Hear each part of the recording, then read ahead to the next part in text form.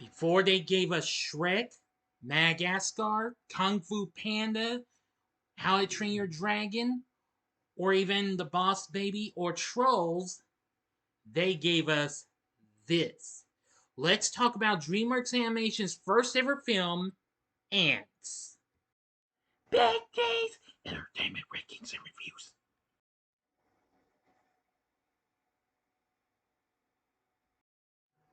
So, greetings, my fellow YouTubers, and welcome to Big D's Entertainment Rankings and Reviews. My name is Doyle, better known to as the Big D, and this time around I bring to you a review of the 1998 animated adventure comedy flick Antz, released by DreamWorks in its debut film, and Pacific Data Images, released by DreamWorks itself. Directed by Eric Darnell and Tim Johnson in their directorial debuts. From a screenplay by Todd Alcott, Chris Weitz, and Paul Weitz. It features an all-star cast of voice actors, including Woody Allen, Sharon Stone, Jennifer Lopez, Sylvester Stallone, Christopher Walken, Dan Aykroyd, Anne Bancroft, Danny Glover, and Gene Hackman. Now, some of the main characters share facial similarities with the actors who voice them. It involves an anxious worker ant named Z who falls in love with Princess Bala. When the treacherous scheming of the arrogant officer General Mandible threatens to wipe out the entire worker population, Z must save the ant colony from the flooded tunnel and strives to make social inroads. The film was released on October 2nd, 1998. Given the fact that I was late and, well, I couldn't find it to watch, and I didn't have room to put it on there since I was going for Spooktacular October again. Released just before Disney and Pixar gave us A Bug's Life later on. Now, although this was going to be their next film because they wanted The Prince of Egypt to come out first, but anyway. Well, when this film came out, after it premiered at the Toronto International Film Festival a couple weeks before that on September 19th, films did pretty well and what have you. Became a big hit. So here's our story. Z is an anxious worker ant who is suffering an existential exist. Oh, I'm sorry for mispronouncing it. I'm sorry, I'm getting tongue-tied. Existential crisis. There. Due to the fact that everyone in the colony, even a psychiatrist, reminds him of his insignificance. While at the local bar one night, Z falls in love with the colony's Princess Bala when she visits the bar to escape her suffocating royal life. Meanwhile, the ant colony declares war on an encroaching termite colony, and soldiers are sent to engage the invaders. To see Bala again, Z exchanges places with his soldier friend Weaver and joins the army, where he befriends Staff Sergeant Barbaz. The ants are unaware that General Mandible, the army's leader and Bala's fiance, is secretly sending the soldiers loyal to the colony's queen to die so he can stage a coup d'etat. In the battle, everyone except Z is killed by much larger acid-chewing termite defenders. Before dying, Barbaz tells Z to think of himself instead of blindly following orders. Meanwhile, Weaver joins the digging crew and falls in love with Z's co-worker, Azteca. Z returns home and is mistakenly hailed as a war hero. Secretly dissatisfied, Mandible congratulates him and introduces him to the queen. There, Z meets Bala, who recognizes him as a worker. Z packs and pretends to take Bala hostage. He flees with her, but they end up falling out of the anthill via a garbage chute. Now a fugitive, Z decides to search for Insectopia, a legendary insect paradise. Bala attempts to return to the colony, but quickly rejoins Z after encountering a praying mantis. Z's act of individuality inspires the workers and some soldier ants halting productivity. To gain control, Mandible publicly portrays Z as a self-centered war criminal, promotes the glory of conformity, and promises the workers rewards for completing a mega tunnel he designed. However, Mandible's second in command, a flying ant named Cutter, begins to doubt Mandible's constant reassurances that he's acting for the good of the colony. Z and Bala come upon a human picnic which they mistake for Insectopia. They are baffled by the wrappings on the food, but Muffy and Chip, a married couple of liberal wasps, condescendingly befriend them and try to help break the wrappers. They are disrupted by the humans who kill Muffy with a fly swatter and attempt to squish the ants with a shoe. Z rescues Bala from the sneaker, and the two ants at last find Insectopia, a trash can overfilled with decaying food. Now, for the final act and ending, you know the procedure. You have 5 seconds to sub this video. Go to the description box below and fast forward to the time below. As I'm counting down, if you've seen the movie already, please continue. Okay, you've been warned. Meanwhile, after interrogating Weaver, Mandible learns that Z is looking for Insectopia and sends Cutter to find it. That night, whilst Z is away, Cutter arrives at Insectopia and forcibly flies Bala back to the colony, where Mandible reveals his intention to restart the colony with Bala as his queen. Seeing Z's desperation at finding Bala gone, a drunken Chip mourning over Muffy's death generously flies Z back to the colony. When Z arrives, Mandible's soldiers forcibly direct him toward the Megaton. Along the way, he finds Bala held captive in Mandible's office.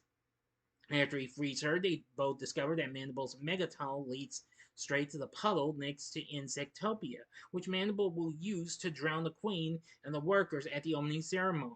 Bala warns the Queen while Z attempts to stop the workers in time, but fails. Z and Bala unify the Queen and workers into building a ladder towards the surface as the water rises. Meanwhile, Mandible gathers the soldiers on the surface and gloats he has created a new colony where only the strong survive.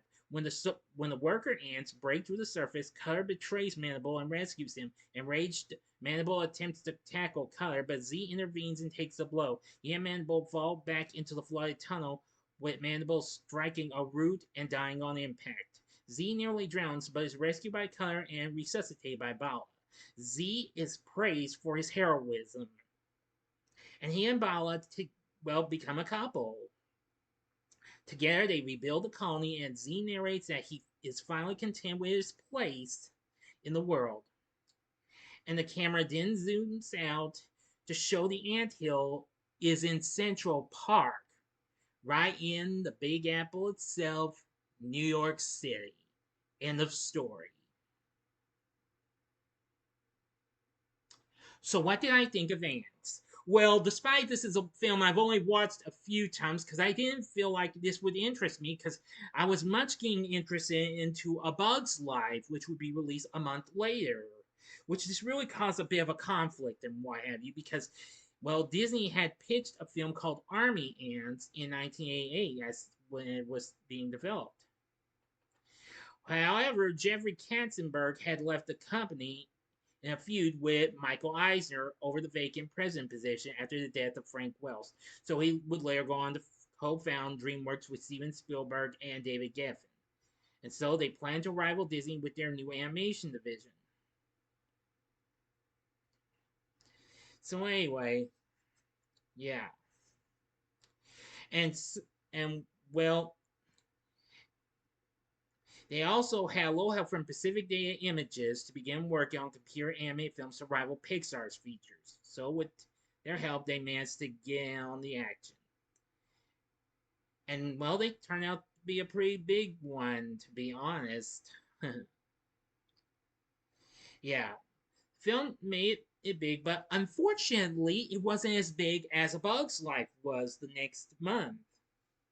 The film did, however, do well, making 171 million worldwide against its 42 million to 105 million budget, and got good reviews and what have you.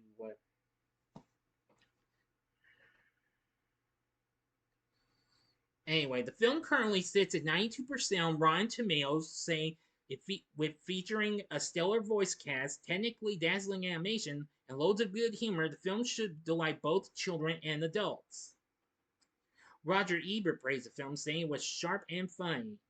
The variety of themes, interesting visuals, and voice acting were each aspects of the film that were praised. His partner Gene Siskel greatly enjoyed the film and preferred it over A Bug's Life.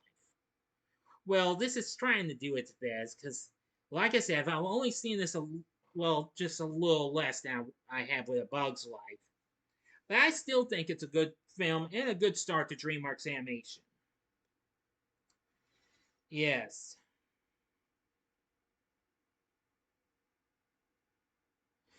So anyway, now for the score, they had Harry Gregson Williams and John Powell do the score. They did a very good job, which of course would make it their first animated film.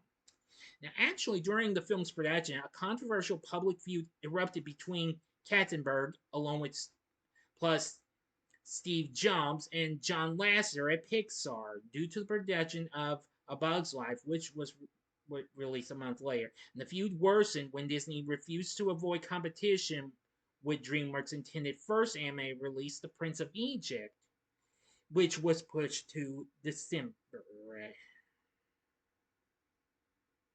Anyway, now for our voice acting cast, we have a good set of voice acting. We have Woody Allen as Z, he's pretty good. Gene Hackman voices General Mandible, he's good. Sharon Stone voices Princess Bala, very good. Old Sly himself, Sylvester Stallone, voiced Weaver, he was good. Jennifer Lopez voiced Azteca, she was good. And Christopher Walken voiced Cutter, he was good. Um, Dan Glover voices Barbados, and Anne Bancroft voiced the Queen Ant. Dan Aykroyd voiced Chip, and Jane Curran voiced Muffy.